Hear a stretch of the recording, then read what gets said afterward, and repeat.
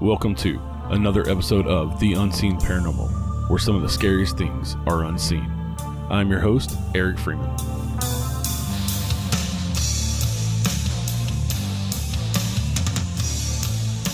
Hey everybody, welcome back to the show. Today we are talking to paranormal investigator Dr. Kristy Sumner from Soul Sisters Paranormal. Dr. Chris and her group hail from Ocala, Florida, but have conducted investigations all over the U.S. We are going to discuss the history and hauntings of some of these locations and the Soul Sisters' approach and methods to investigating the paranormal. Hey, Chris, welcome to the show. Thanks for joining us today. Thank you so much. I appreciate you having me. So, like I said, you are part of the group Soul Sisters Paranormal from Ocala, Florida. Mm-hmm. So how did you get into the paranormal and to start Soul Sisters? Well, ours is a little bit different story than most others. I mean, we've always had a fascination with the paranormal, and I know pretty much everybody says that. But my sisters and I, we actually live in different parts of the country. So we would routinely get together on weekends in different locations and just have girls' weekends. And so one weekend in 2013, we decided to go to Moundsville, West Virginia, which is where the Moundsville State Penitentiary is. And we had a family friend that sat on the board of the penitentiary at the time. And he said, why don't we, when you're up here, why don't y'all come in and stay the night in the prison and see if you catch anything paranormal, just have kind of a different experience. So we absolutely jumped at that chance. So we went into the prison that night and had just a blast with regard to the historical perspective of being in a prison, at night. But also we had a few digital cameras, we had a few digital voice recorders, and we left that experience with what we felt was such compelling evidence that we wanted to really delve into this further. We decided that we wanted to formalize a group and just go to different parts of the country to haunted and historic locations and really tell the stories of those locations. So we decided to come up with the name Soul Sisters Paranormal, and we went from there, and we've been having a blast ever since. And like I said in the intro, you are Dr. Kristy Sumner. Mm-hmm. So you have a PhD, and in your group, you have other members with PhDs and other degrees. Mm-hmm. How has that played into investigating and helped in your investigations? Well, you're absolutely right. I do have a PhD from the University of Central Florida. My twin has a PhD as well. We've got 2 JDs and 1 master's holder on the team. And for us, I really think that it allows us to come at an investigation with a very research-focused perspective. We really go in, even before the investigation, we'll go in and we'll take notes on things like wind pollution, noise pollution, anything that could, during the night of the investigation, affect our findings. So we really go at it with more of a healthy skepticism, if you will, before we even start the investigation. So, for us, that's really kind of where I think that kind of takes us. Not to say that we're better than any other team or anything like that. We just all happen to have advanced degrees. And we've just kind of put that research focus to use during the investigation. And then also we are really intense on researching the location for our videos. So the historical narrative is extremely important to us. So we feel that kind of lends to our background in research, really lends to a deep dive into the historical narrative of these locations. Yeah, and I think there's a couple of things there that you touched on that I think are really important. For one, it's definitely the research and knowing the history of where you're at, because we were talking about a little bit before the show about how important that is to understand why a place is haunted and what's going on there. Mm-hmm. Not just why, but also maybe what entities are there and why they're there. And also the whole research on going in and finding out where your contamination is and what could be things that are explainable. Mm-hmm. Yeah, I think that's a very important part to know what you're dealing with a haunting, and because people can jump to conclusions very easily when unexplainable things happen, but it doesn't mean that they're unexplainable completely. It might just be unexplainable to that person. Yeah, and you're absolutely right. And there's some aspects of this, especially when we're doing a residential investigation or a business investigation, say, where a lot of those people, they're so kind of laser focused on the fact that they live in or work what they perceive as a haunted location that they really don't take outside forces into consideration.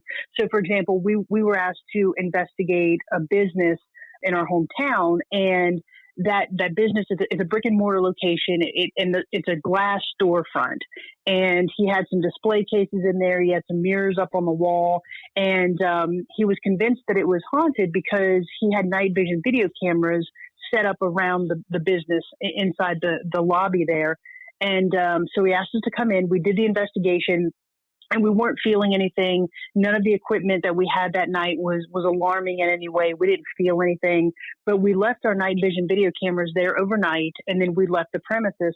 And that next morning, when I spoke to him, I said, did your night vision video cameras go off and everything? And he said, yes, they did. I know it's something haunted. Something was really messing with them. And so I asked him for the timestamps of when his night vision video cameras went off, and I cross-referenced that to ours. And what I was finding was his storefront is on a highway that has an intersection where a lot of people make U-turns. And so when they made the U-turns in the car, the headlights would go into the storefront through the glass, hit the mirrors, and essentially blind his night vision video cameras. And so I told him, either change the mirror position or change your camera position, and I think your hauntings will stop. And it did. And so, when we can go in and actually give that peace of mind to somebody, I really feel that is what our job is. Right. And like you were talking about with y'all having the PhD background and the research background, is I think you have more of a mind to look for things like that and to kind of delve in a little more. And I've heard many of those stories where people, because of what you see on TV and what's popular in culture now, is haunted everything. And so I think that's a great part of the job as well, when you go into especially a private location like that, to calm somebody's fears and be like, it's everything's okay, this is completely explainable. And for him to have figured that out himself, it was kind of complicated, but it took y'all bringing cameras in and equipment. And it just shows that the equipment is important for more than just trying to capture the paranormal, because it helped you, figure out that it wasn't paranormal. Oh, yeah, absolutely. Absolutely. So, also when we go into locations, we'll set up our night vision video cameras and our voice recorders in different parts of the building or on the property. Again, so we can really get that look and feel of eyes and ears on the location. And so we'll see things like, car headlights or something like that, but we always know to take that into account. So, again, when we do those day tours before the investigation, we'll take note of things like that, like where's the highway? Are there any street lights? Or is there a train nearby? Is there air traffic? So these are all things that we really look at. And again, it just really kind of goes back to just kind of getting into that research mindset, that focused mindset. And, I know that there's a lot of investigators that do that think like we do. So, I think just kind of our background allows us to really focus on those things. Yeah. For me, it's been, and I've said this many times on the show, people are probably tired of hearing about it, but I have a medical background. For 20 years. I've worked emergency medicine. Okay. And so even that aspect helps me when I go out and investigate, the people aspect, but also having that scientific mind of working in medicine. Mm-hmm. and especially emergency medicine, because I'm trying to figure out what's wrong with somebody. It's like a puzzle. And I kind of look at investigating kind of the same way, especially going into people's homes where they're frightened, or they think something's messing with their kids, or, something there's going to hurt them, of looking at it from that scientific mind and trying to figure out. And like you said before, going in with a healthy dose of skepticism, to not just believing exactly what it presents as. Mm-hmm. Absolutely. And that's really how we approach it. And again, it's not to say that, our degrees make us better than anybody else, but it just kind of gives us a little bit of a different perspective sometimes from other teams. So, if we can use that, that's absolutely what we're going to do. Yeah. And also each member of the team kind of brings something different, because we're all different because of our life experiences. So, I mean, even if you had another member of the team that had the same exact degree that you do, doesn't mean that you would see things exactly the same way. And so, I think it takes, especially on the investigative team, it takes all different types of people and experiences to make that successful, especially when you're going to do private locations. Mm-hmm. And you're absolutely right. My twin sister, she and I have the exact same degrees, but, we come at things at a different angle sometimes and look at things in an entirely different way, because to your point, we are individuals and we all have different life experiences. So for us, it really is just kind of a melding of the minds, if you will. When we really get in and start investigating, we really kind of have the mindset of this is how we're going to approach this. This is what we're going to do, and really just kind of get in there and focus on, actually doing the investigation, controlling for all of those things that I mentioned before. And then when we come up with things or we capture things that we can't explain, and we know that we've controlled for everything, then that is where we'll say we have compelling, unexplainable evidence.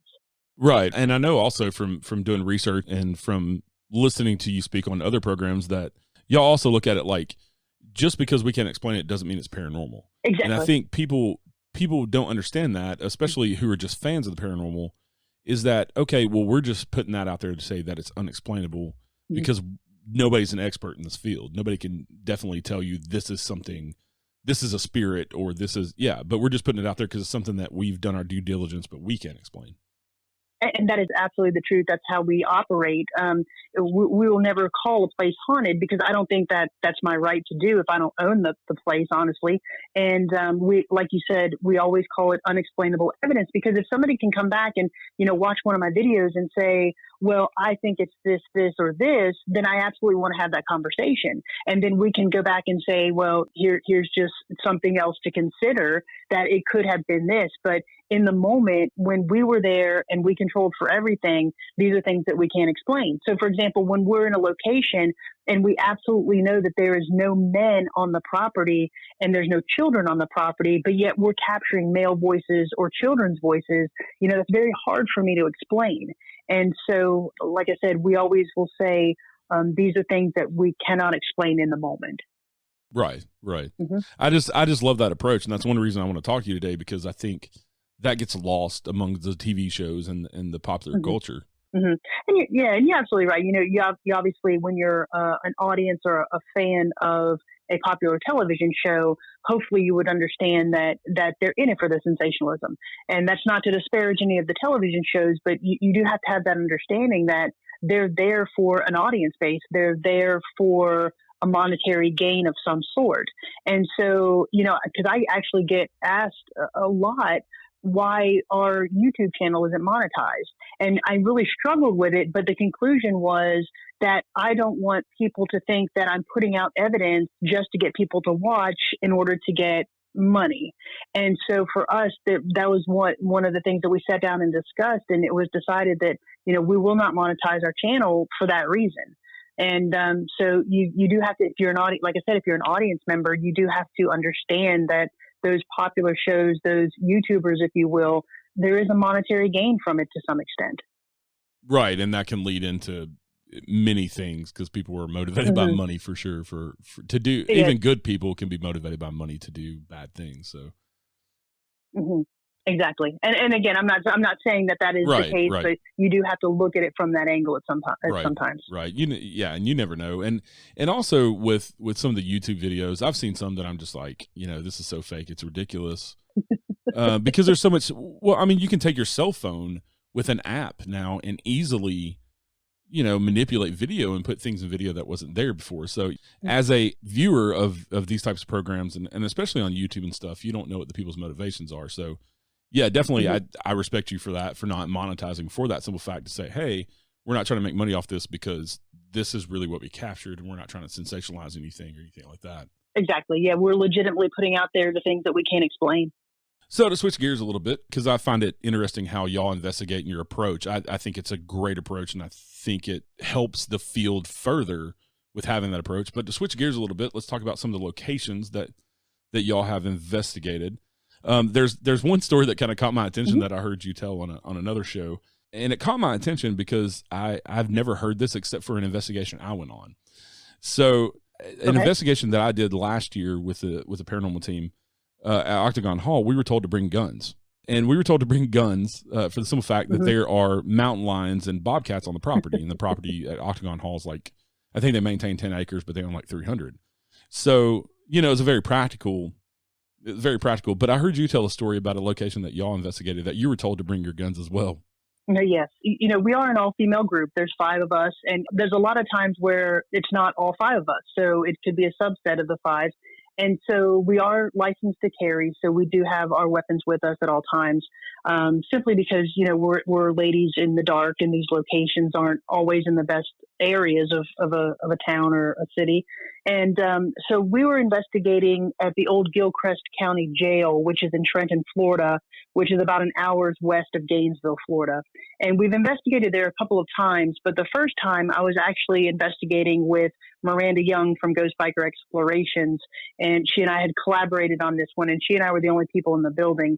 And when we were speaking to the owner, she said, do y'all carry? And we said, yes, we do. And she said, I highly recommend that you keep your guns on you at all times while you're in the building, just because it's not in the greatest neighborhood, right? It's kind of like what you would call the other side of the tracks type of neighborhood. And it was a small county jail that was in operation from 1928 to 1968. And after it closed in 1968, it became abandoned. So there are numerous accounts of drug deals happening inside this building. And one of the spirits that is said to haunt the location is of a drug dealer that was shot and killed inside the jail in 2009. Wow. So we had our guns with us that night. And it was very interesting because we actually started to use the guns as a trigger item. So when we first went in, we were there for about an hour or so, and we weren't really feeling anything. We weren't really capturing anything on any of our equipment. And so Miranda said, I wonder if they think we're law enforcement because we have our sidearms on us. So she said, why don't we just take them off and present that we're not law enforcement? So we were taking them off, and there was a cot in one of the cells. So I had taken mine off and I laid it on the cot. And Miranda was taking hers off, and she said, we're not law enforcement. We're going to take our guns off nice and slow, and I'm going to put it down right here. And as she's saying that, a male voice behind us said, good. And we captured that on the voice recorder. And then after that, the night was on. We were capturing things on the voice recorder. We were seeing shadow figures. We had things on the SLS that we can't explain. Our REM pod was going off. The Ovilus was going off. Miranda's dowsing rods were off the chart that night. So it was absolutely an amazing investigation. And I think the fact that, we were able to kind of use those as trigger items really, really helped us in that investigation. Yeah, that's pretty awesome.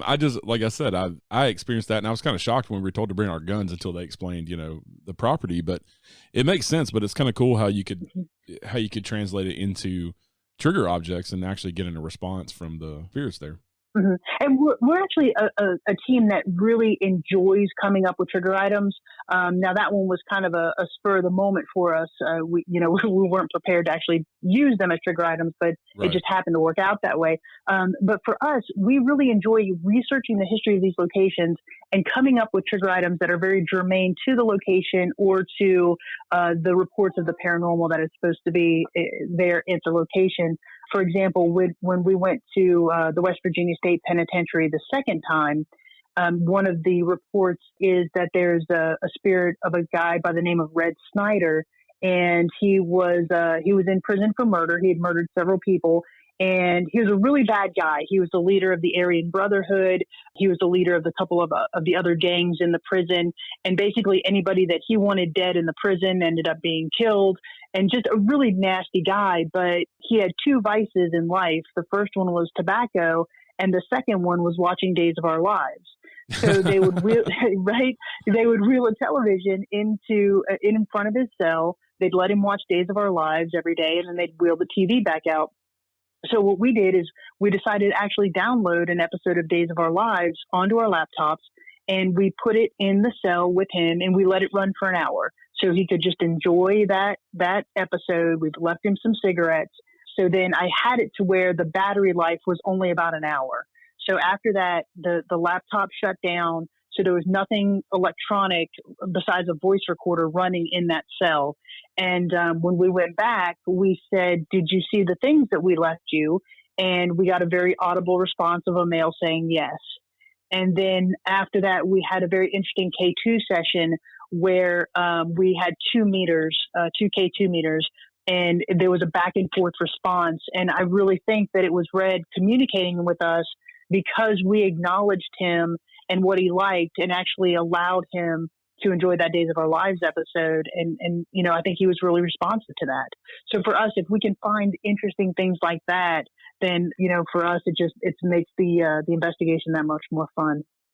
Yeah, and kind of being relatable to the spirits. Mm-hmm. And I've noticed in my investigations that sometimes in locations, it takes a little while for the spirits to warm up to you because maybe they don't trust you, or especially in like a residential setting or a private investigation, sometimes it takes multiple times going back there before you even get anything. And I think, like I said, chalk it up to they're just not used to you. They're used to the people mm-hmm. that are in there every day. but to have something that relates to them on something they liked, like that, yeah, that's a great way to get the ball rolling with communication and getting them to respond to you. Yeah, and you're absolutely right. And, for us, we actually go in with the mindset that the spirits that we're communicating with were human at some point. They had that human existence. And part of the human experience is to be recognized. Nobody wants to go through life alone, obviously. So if we can go in and actually say, even if you're Red Snyder, you're the leader of the Aryan Brotherhood and you're a bad guy, we recognize you for the human existence that you used to have. Right. So if we can communicate with you on that level and we can give you something that, to your point, you can relate to or that you enjoyed while you were a human, then we're absolutely going to do that. When we went to Fort Mifflin, they've got a casemate there, which is a subterranean casemate. It's about 7 feet underground. And it was used as a solitary confinement cell in the Revolutionary War. So when we went and set up our equipment there, we left some trigger items. We left some water, a cigarette, a piece of bread. And because these are things that we felt that somebody in solitary confinement would want. And again, because of that, we feel that we've got some very interesting responses. That was the first time we actually captured a shadow figure on camera. And when I said we left you some water and cigarettes, we got a very clear thank you from a male's voice when there was only 2 female investigators in that room. So again, for us, it's all about going in and acknowledging and letting them know that we're not there to provoke. We're not there for bravado. We're actually there to legitimately tell the story of any entity that would want to communicate with us. Yeah, and I think that's important. That's one of the things about my podcast that I think is important, is to tell these stories and to have different perspectives. No matter if they were evil people or not, they still deserve to be recognized in their story to carry on and be told. Whether it's a tale of, okay, this is not what you do with life, like the Aryan Nation guy, or with somebody's story that maybe is a story of loss or something like that. It keeps their history alive and their kind of living history. And that's a great point, because you're absolutely right. Once we die, the only thing that we have left, the only thing that carries on after us are the stories, are the memories. And, so again, if we can go in and tell the story or bring some light to the existence that they used to have, then I feel that is absolutely our job to do. And, you brought up an interesting point in the fact that, 5 members of a team can go in and have a different experience. And that's what I love about being a paranormal investigator. And that's why it's interesting to me to see these different teams trying to say, well, my evidence is better, or this evidence is better than somebody else's team, when in reality, we're never going to get the same thing. You can go into Brushy Mountain tomorrow and I can go into Brushy Mountain tomorrow, and we're never going to get the same exact evidence. Right. And that's what I absolutely love about this, is because no 2 investigations will ever be the same. You'll never get the same results. Yeah. And we need to come together as a community for sure to collate all the evidence and not have kind of that competition to help explain the paranormal and help further the research in the paranormal. Absolutely. And, to your point earlier, I do a lot of these interviews, and when somebody will introduce me as a paranormal expert, I always stop them there and I say, that doesn't exist. There's not the term paranormal expert, because we're dealing in unknowns. We're dealing with things that we'll never know until we die. We're basing all of this on theory that can really never be proven. And, I can say that I have more experience than somebody who started last week, but that doesn't make me any type of an expert in any of this. And again, I think that's what's so great about this field, is it's something that every investigation you go on, you learn something new, you try a different technique, or there's some investigations where you don't find anything. And I think that really validates those investigations that you do find something. So again, it's just all facets of what we do is really amazing to me. I've tried to make that point many, many times on my show, and I've talked about it with quite a few guests, because I think that's very important for people to understand, with it being so pervasive in the culture, with all, like we were saying, all the TV shows and all that stuff, is that these people that claim to be experts, what are they expert in? Like you were saying, you can't prove it. So how can you be an expert in something that's theory? And so you can have somebody who is an expert in the stories or the history of a place, but not in the phenomena itself. Exactly right. So there's a couple, because I'm a Tennessee native. I live in the Nashville area. And so Awesome. you've been to Tennessee a few times, and one of the places you went to is on my bucket list. I haven't got to go yet, but Brushy Mountain State Penitentiary in Petros, Tennessee. Awesome. For anybody that's not familiar, Brushy Mountain is a unique prison because it's situated in a valley and with mountains on all sides. So if anybody ever escaped, and I think one person escaped, I think it was James Earl Ray escaped, but they found him within a couple of days because there's nowhere for them to go. You would just die of exposure, or the animal. There's bears and mountain lions and stuff that would get you. Mm-hmm. Brushy Mountain is a fantastic location for sure. What was your experience at Brushy Mountain? And I saw on your website you had put that it was one of the most prolific paranormal spots that you've been to. It really was. We've had the opportunity to investigate there twice. The first time we were there, it was just my twin sister and I. And this location, again, to your point, it was a maximum security prison. It was an operation from 1896 to 2009. And it really was where they housed the worst of the worst in the country. And what's fascinating about it to begin with is that it was built because the state needed revenue. So they would put these prisoners in Brushy Mountain, and every day they would work the coal mines. And so the coal mines would get essentially free labor from the prisoners, and the state would reap the benefits of the coal that it sold. So it really started out as this kind of a work prison. And then in the 1960s, it really kind of ceased as the coal demand declined. So the first night we were there, like I said, it was just my twin sister and I, and we were capturing footsteps. We heard our name being called. We heard doors slamming that night. I had a night vision video camera on this stairwell, and during the night you can hear footsteps walking up, but nobody materializes on the camera, which was fascinating. So that was the first investigation. And then we returned a few months later, again with Miranda from Ghost Biker Explorations. And it was Miranda and her camera guy, Josh, my twin sister, Jenny, and another investigator of ours, Kim, and myself. So there was just the five of us in the prison at that time. And it really was an amazing night. One of the first things that we did was we had a spirit box session up in one of the cell blocks. And so Miranda was in one of the cells. She was blindfolded and she had her noise canceling headphones on connected to the spirit box. And so we did an Estes method session, and the rest of us were probably about, 30 feet away from where she was sitting in the cell.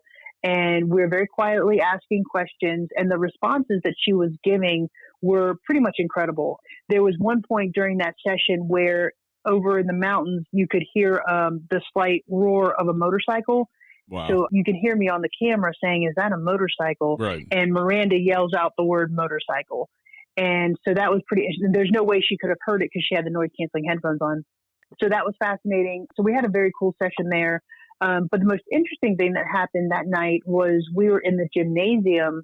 In the middle of the gymnasium, we had a REM pod, which has the lights on the top there. We had a glow-in-the-dark balloon. We had the EDI box. So we had a couple pieces of equipment that had the lights on it, right? But other than that, it was complete darkness. So we were sitting back probably about 15 feet. We were in a semicircle. And as we're watching, and Miranda was holding her SLS camera. And as we're watching, the things in the middle of the gymnasium, and we're asking questions, from my right to left, a shadow figure runs in front of me and cuts off my line of vision to everything in the middle of the room.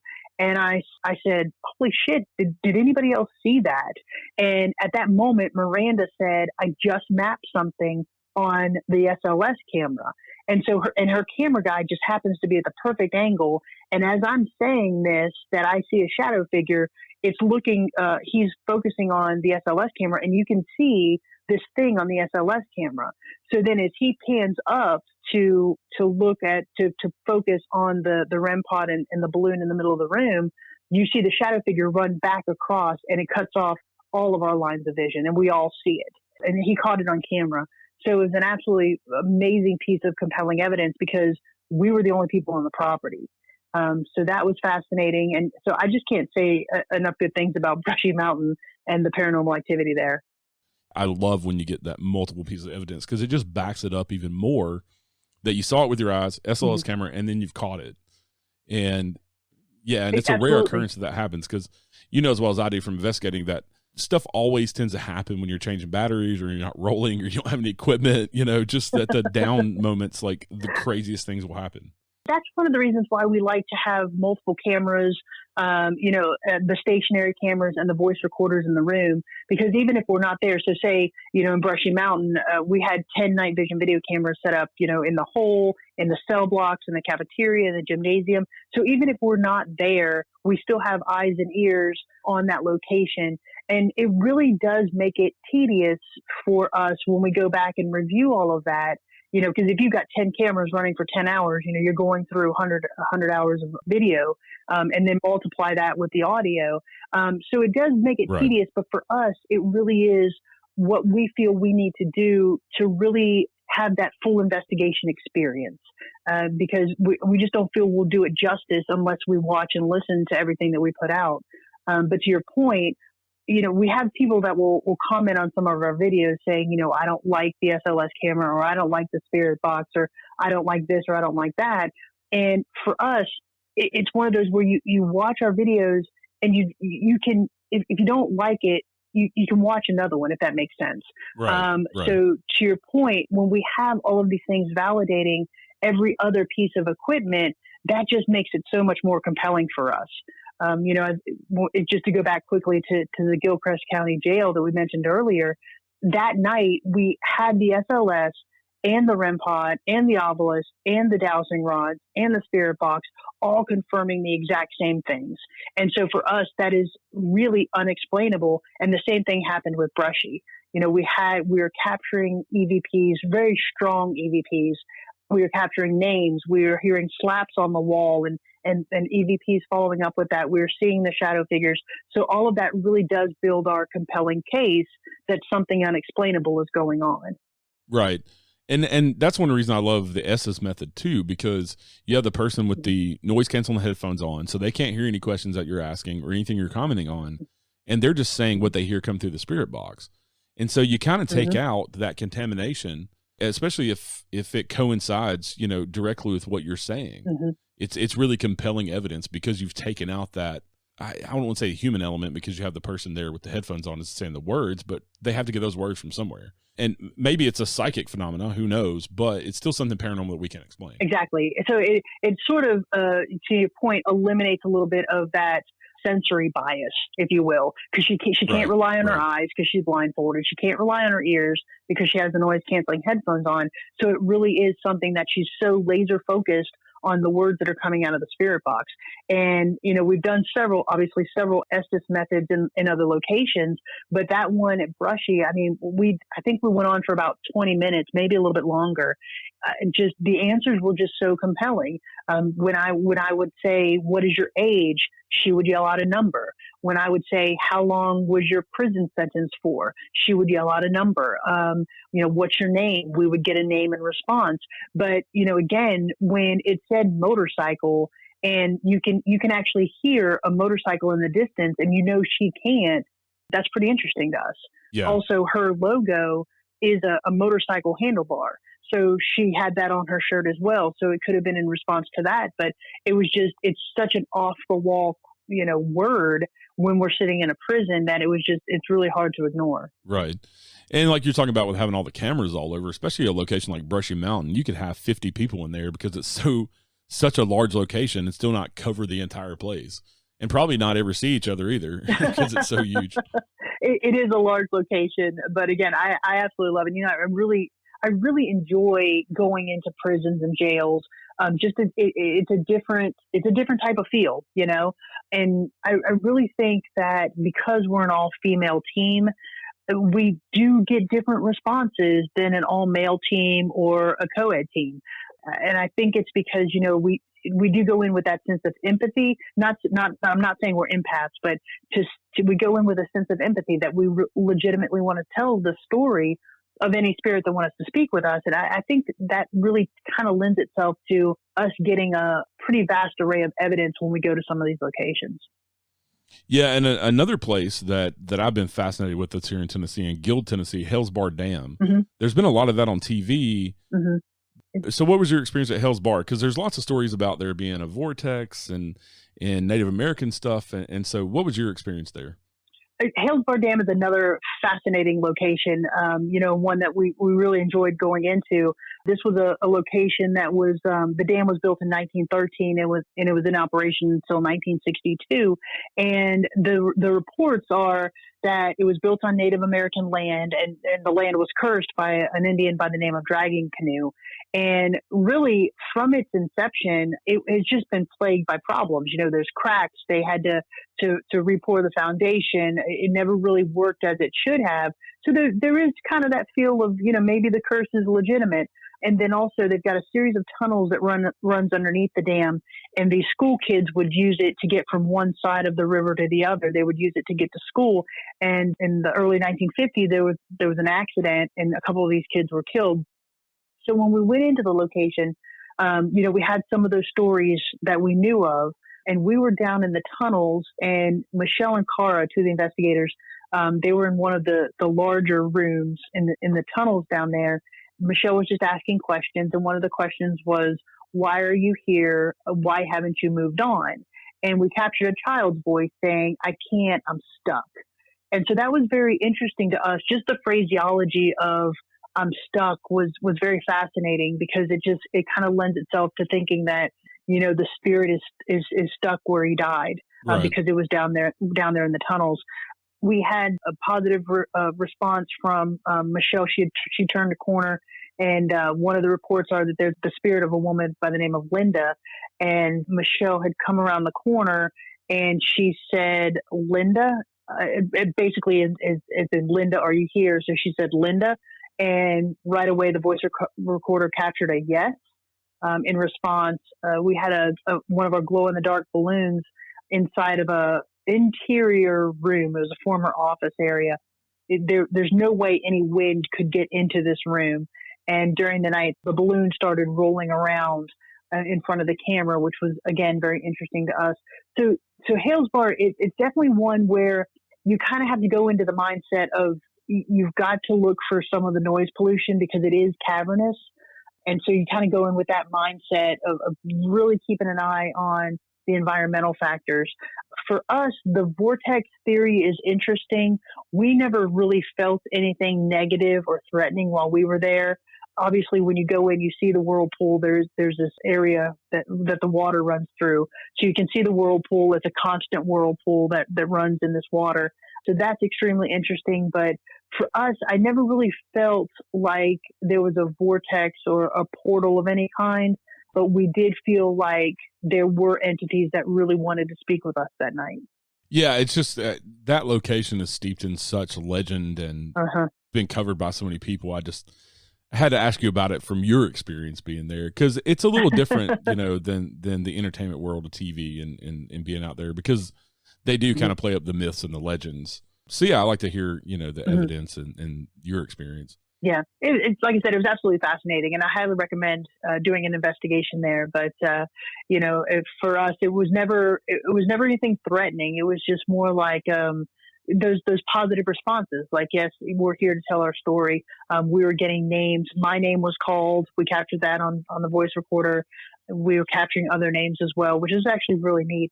I highly recommend it. But yeah, it is kind of like all of Tennessee, really. There's so many haints and legends and lore that are just immersed in that state, that it's just a fascinating state to investigate at.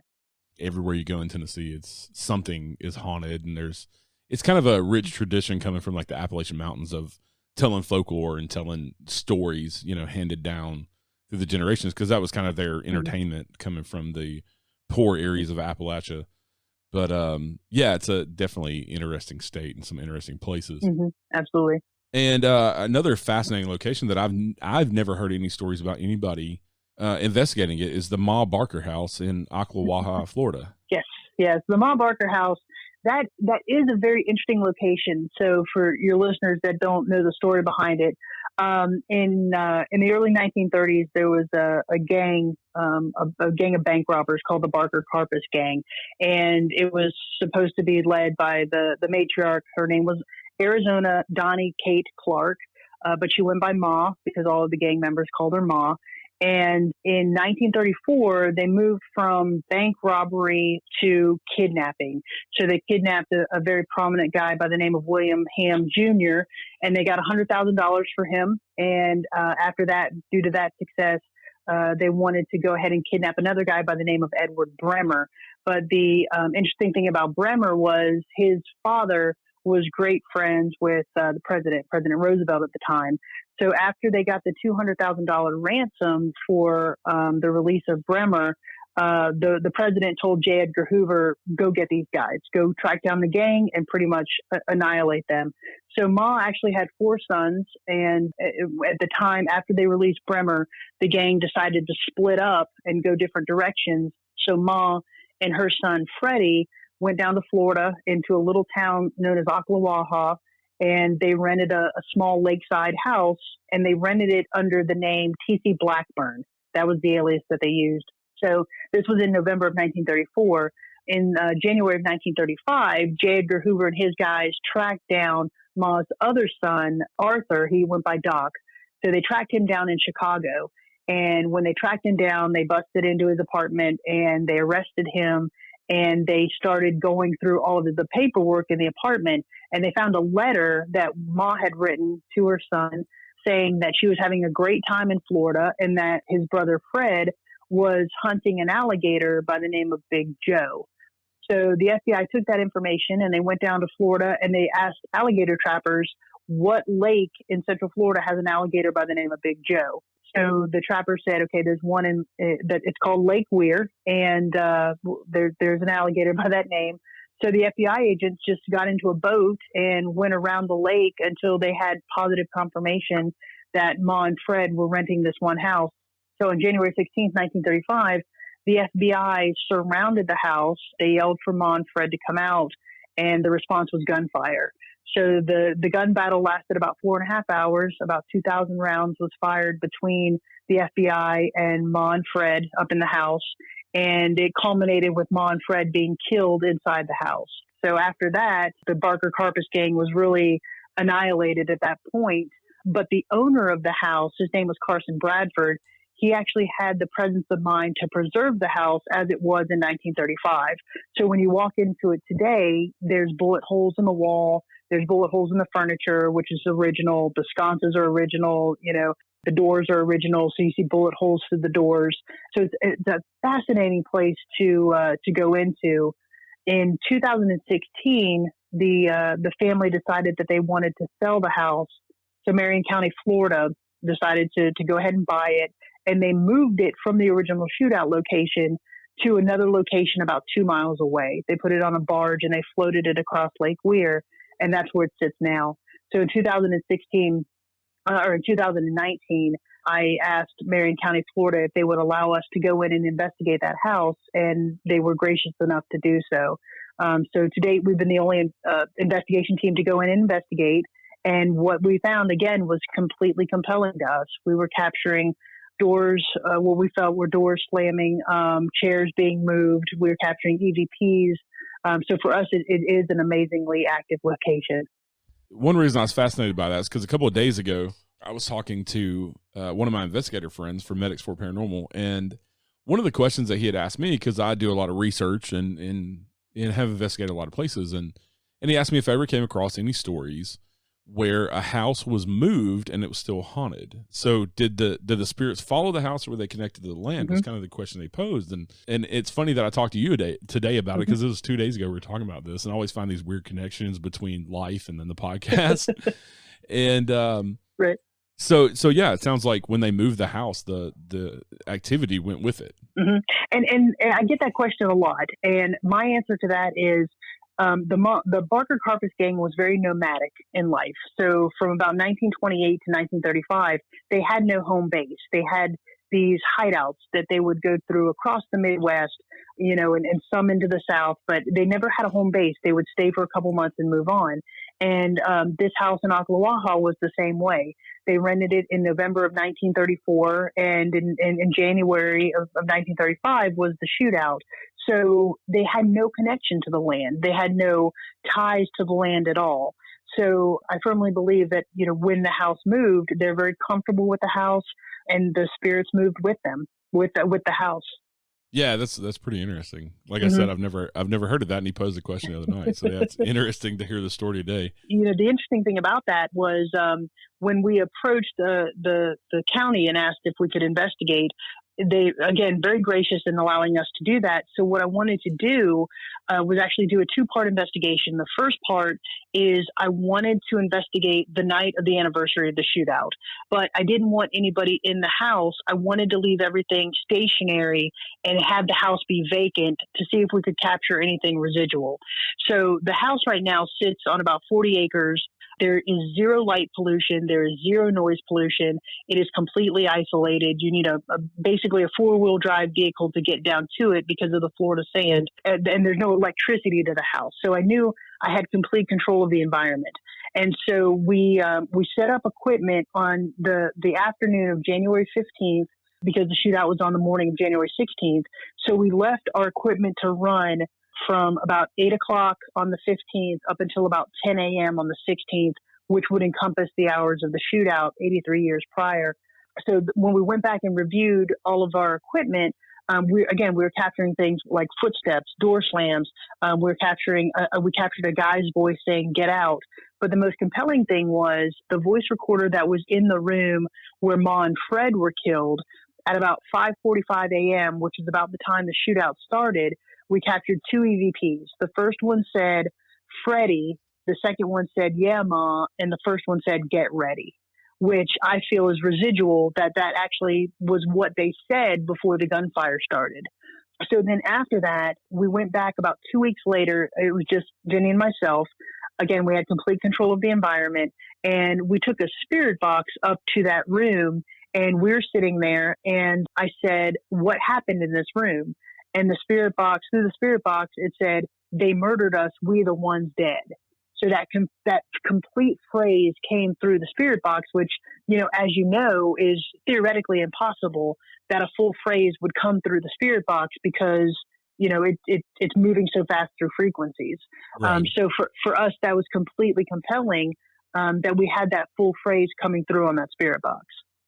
Yeah, and that's amazing that it's in such a controlled environment that you don't have to worry about contamination. So yeah, a lot of that, and just that residual energy, and that you got to go in there on the anniversary and set up your equipment to record and to get that residual. That's pretty interesting, pretty amazing. Yeah, it was an interesting investigation for sure.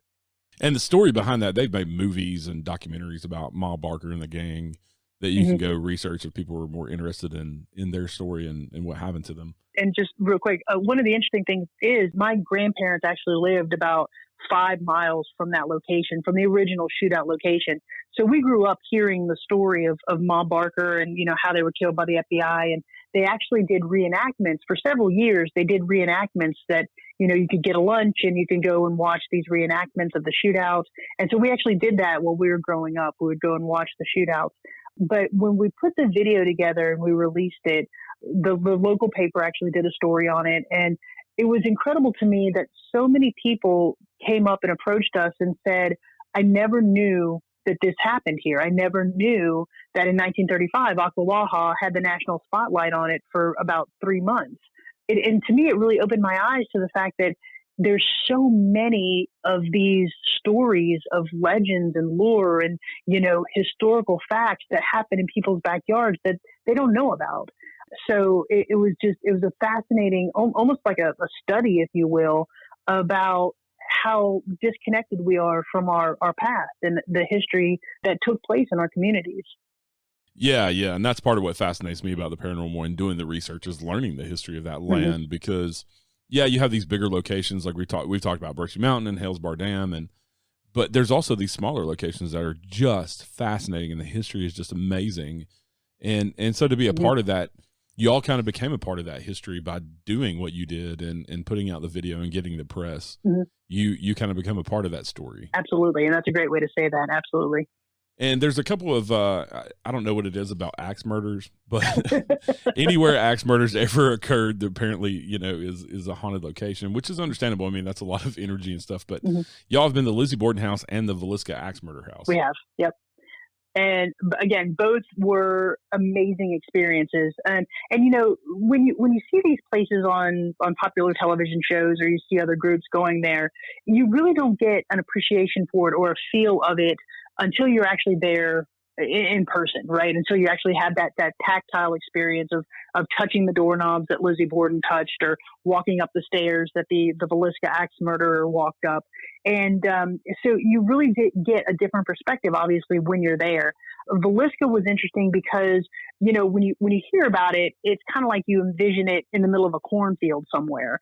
But you know, it's on a street corner in downtown Villisca. Now, granted, downtown Villisca isn't large, but you know, Right. you've got these neighbors right next, you know, 10 feet away. There's a neighboring house and stuff like that. So it is a little bit different feel when you roll up on it, but to go inside of it, you really become immersed in, to your point, the negative energy. It's almost like it permeated the walls when that happened, just because of the horrific nature of it. And so when you go in and you see the axe head scars that are still on the wall, and you sit in the attic where, you know, the murderer sat and waited and essentially just annihilated this entire family.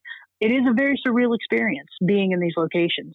But it was a fascinating night for us. Again, we were capturing voices, males' voices, which was interesting. One of the things that we captured was we had a voice. The voice recorder was in the attic, and there was two. Because it's such a small house, we didn't all go in at the same time.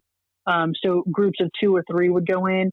There were 5 of us that night, and so Kim and Cara were in there at that time, and you kind of hear them talking in the background. But a male's voice was captured on the voice recorder, and it said downstairs where the girls were sleeping. And that's interesting because that's where the Stillinger girls were sleeping when they were murdered that night. They were downstairs, which was, again, fascinating. Michelle and Jenny were investigating in the upstairs children's room, and they were doing an EVP session. And this on the camera, you can see Michelle stand up. Michelle and Jenny stand up when they're done with the EVP session, and Michelle kind of grabs her head, and she said, "You know, every time I stand up, my head is just killing me." And as they walk out of the room, you hear a child say, "I didn't do that," which was, again, kind of compelling because it seemed to me like in response to, "I didn't cause that headache." Right. So we're capturing things like that. And then we had a very cool K2 session outside of the house. We were sitting on the porch, and our K2 meters, which had not gone off at all that night, we had set that because we were getting a snack and just taking a break. So 2 of us had set the K2 meters down side by side on a bench that was sitting out there. And we were just kind of eating our snacks. And so there's really nobody sitting by the K2 meters at the time they started going off. So for about 15 minutes, we had this question and answer session going on with what we believe was the spirit of Sarah Moore, which was the mother. And it was just a very compelling K2 session for us that night. So, yeah, the Villisca Axe Murder House to me is just one of those where you can actually kind of feel the sadness when you walk in. So that was a very interesting investigation.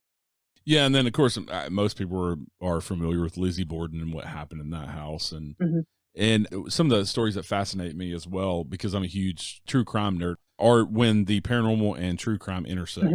Absolutely, that's and that's both those houses are kind of is that you have these true crime stories with Villisca Axe Murder, they never found who done it, right? And with Lizzie Borden, there's some question of whether she killed her parents or not.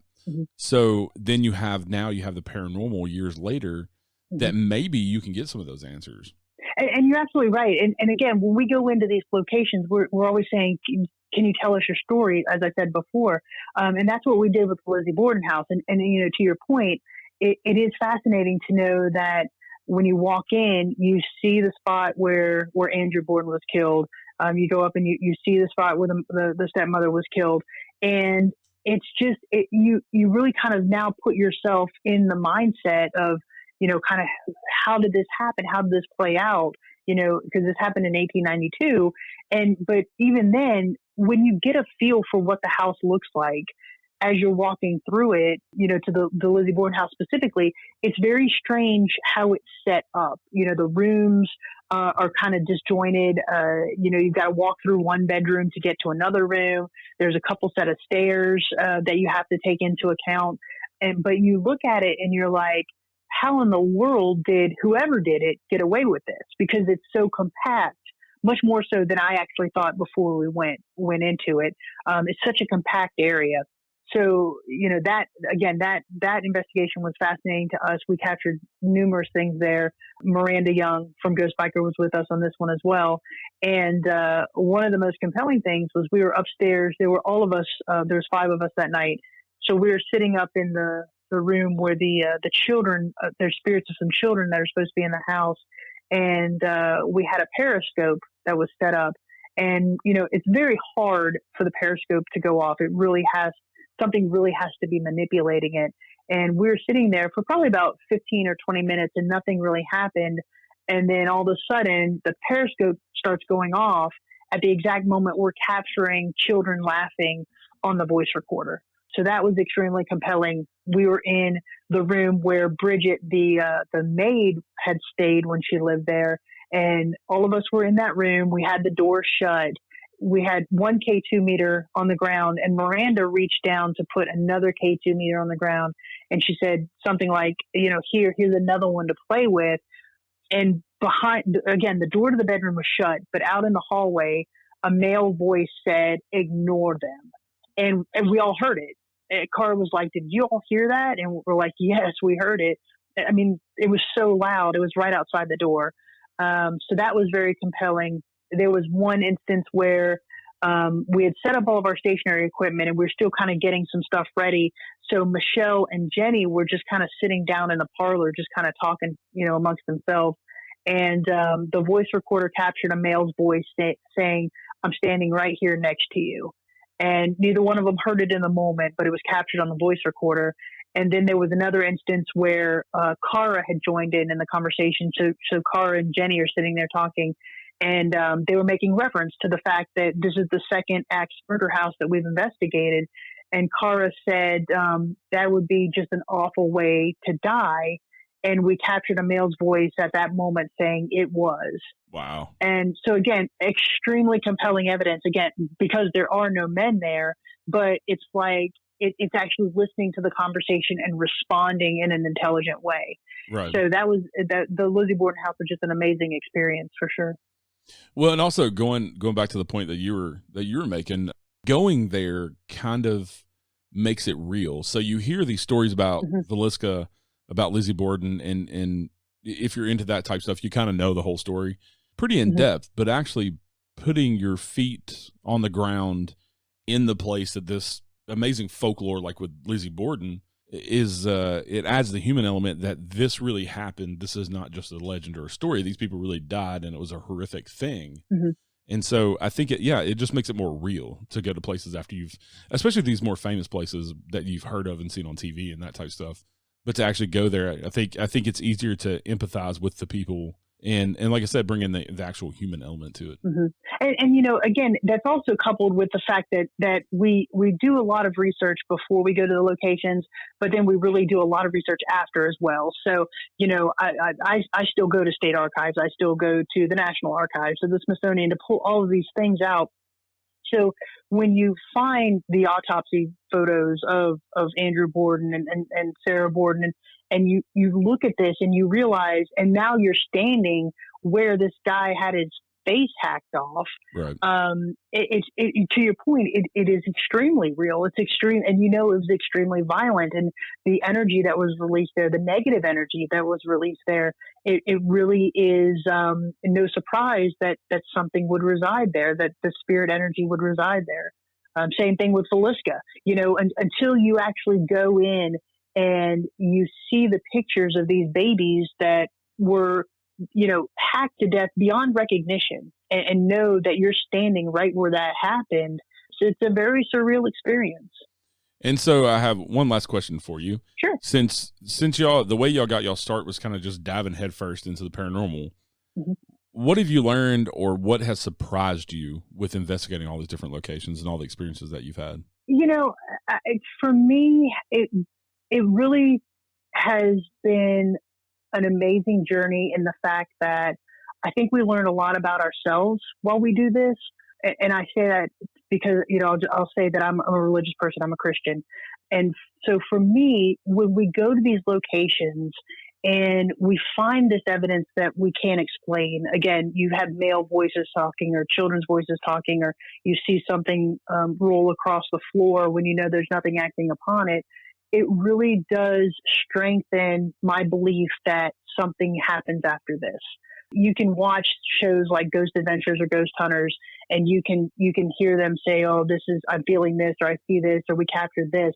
But until you're really sitting in a room and you hear your name called by an unknown entity, it really does hit it home that we do go on. There is something, that our energy won't be destroyed, that there is something after this. I think that has really strengthened my belief, again, in my religion, and as well as the fact that we do go on. It's also an amazing ride in the fact that we've met so many amazing people in this community. When we first started this, it was not something that I ever dreamed would go in the route that it's going. The first couple of investigations, we weren't planning on doing videos for them, but we had our family members asking, what is it like? What did you see? What did you hear or experience? So that's why we started putting the videos together, and then more people wanted to see them. And so we started to get a little, well known in the community. And it's just an amazing thing to be a part of. You've got all of these investigators who are in this, for the most part, for a common goal, and to be accepted by the community for what we do and how we do it, again, has been just a tremendous compliment and a tremendous honor in how we do our investigations. So I think those are the two things that have really kind of surprised me the most. And it just really makes me grateful to be a part of all of this. Yeah. A lot of people get into investigating because of what you said, of trying to prove to themselves that there's something after us. I think that's a motivation of a lot of investigators. And then you got the thrill seekers out there, which there's nothing wrong with that either, as long as you're respectful and leave the place as you found it. Yeah, absolutely. Because, again, and just I'll finish on this is, the historical component, as we spoke about before we started recording, is just a big part of what we do. And so to be able to go in and stay the night in the St. Augustine Lighthouse or Fort Mifflin or Brushy Mountain State Penitentiary, not a lot of people get that experience. And to be able to have that experience and maybe take others on that journey with us through our videos to give them that feel of kind of what we're feeling. And, for us to have that tactile connection with the past is just an amazing feeling. And it's something that, we want to the best that we can portray to our audience. Right. I agree completely.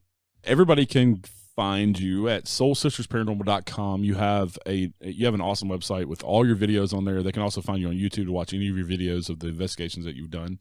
And there's lots of different things on your website about your group and how y'all formed, and there's common questions. You can go on there and you can buy merchandise, and they can, of course, find you on all the social medias. Do you have anything coming up that you're excited about that you would like to talk about?